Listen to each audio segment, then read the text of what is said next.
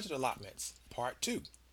So, in the prior scenario, we were looking at a budget allotment or a series of budget allotments for an economic development department, and it basically shows you how much money was given over the course of a fiscal year over those 4 quarters. Okay, now oftentimes people who are developing budgets, budget analysts, if you will use resource allotments to help them determine what their budget allotment is for a given fiscal year. So in this scenario, we're going to use the resources that we've used over the course of a 3-year period to help us gauge what our expenditure for that resource will be in the next fiscal year, or rather in the upcoming fiscal year. So basically, we're going to use our patterns of usage to help us develop our budget requests for the next fiscal year. So in this example, we have the 3-year averages for fuel used by a city department. And as you can see here, we have our gallons of fuel for January, February, March, April, etc. Okay, all the way throughout through December. All right. In this scenario, the fiscal year begins September the 1st and ends August 31st. Okay, so we are to do an allotment request based on the percent of fuel used each quarter, based on 100%. So we are going to prepare an allotment based on a $1,148,000 appropriation for that city. Okay, so we know that we have a $1.1 million appropriation. So how are we going to divide that money up over the course of 4 quarters so that we can have enough money to buy fuel for that given fiscal year each quarter? So again, going back to our chart here that highlights our average fuel usage, right? You can see how much money we have, how much fuel we use over the course of that given fiscal year. Now, going forward a second, I'm going to show you the steps that you need to take in order to calculate this. First, find the total supplies used, or in this case, fuel. So here we're going to call fuel TGF for total gallons of fuel. And then we're going to go back and total each gallon of fuel for each quarter. Sorry, total the gallon of fuels for each quarter.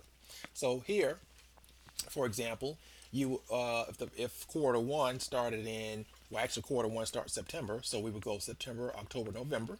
Okay, so what you would do is you would calculate the total amount of fuel used for the first quarter, which would include September, October, and November.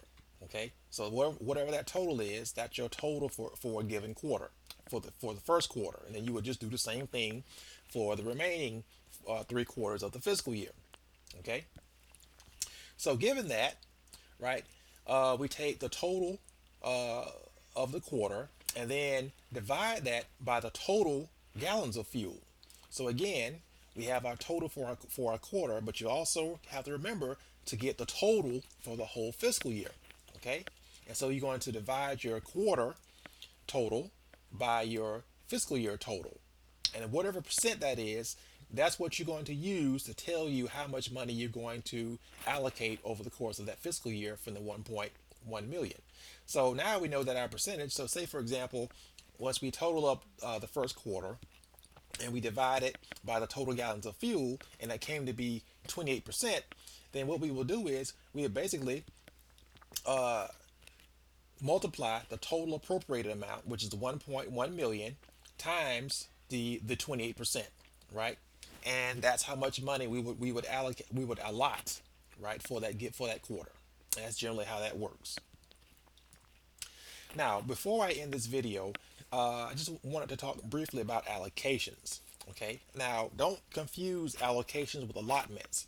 Allotments basically look at dollar amounts divvied up over time, right? Allocations look at allotments divvied up over units or subdivisions of a given organization or a government. So in this situation, we have a state organization, or rather a state, okay, and we have allocation amounts for several state departments. We have state police, we have parks, economic development, state attorney, and facilities. Okay, and then we also have a line item down here for a legislative adjustment. So in this situation, the governor's office, or the budget within the governor's office, has proposed an executive budget for $562,000. Okay, so they've submitted that budget to the legislative branch of that government. The legislative branch of that government now is in the phase of approval, legislative approval, and they decided that, you know what, we need to make a $50,000 adjustment, taking $50,000 out of the budget.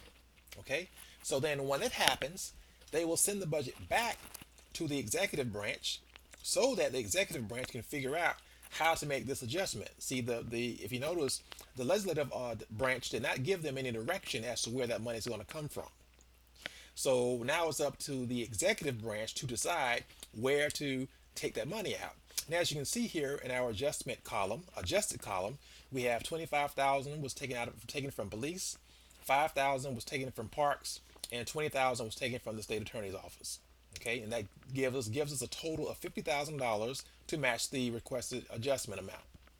So now that we've deducted that the $50,000 from our budget, we now know we can allocate. So the $480,000 less the $25,000 adjustment leaves us with $455,000 for state police. Likewise, the 37,400 less the 5,000 adjusted leaves us 32,000 to be allocated for state parks, and so on and so forth. So now you can see that our total budget went down from 562,150 to 512,150. So that's basically how allocations work. And again, this right here just basically reflects the four phases of the budget cycle as highlighted in chapter 2 of your textbook, right? We have executive preparation, which is here. We have legislative approval, right, which takes place here. And then we have uh, uh, budget execution. And then, of course, finally, you have recording and auditing and reporting. Okay, but right now we just focus on the executive preparation and the legislative approval components to help us determine what our allocation is.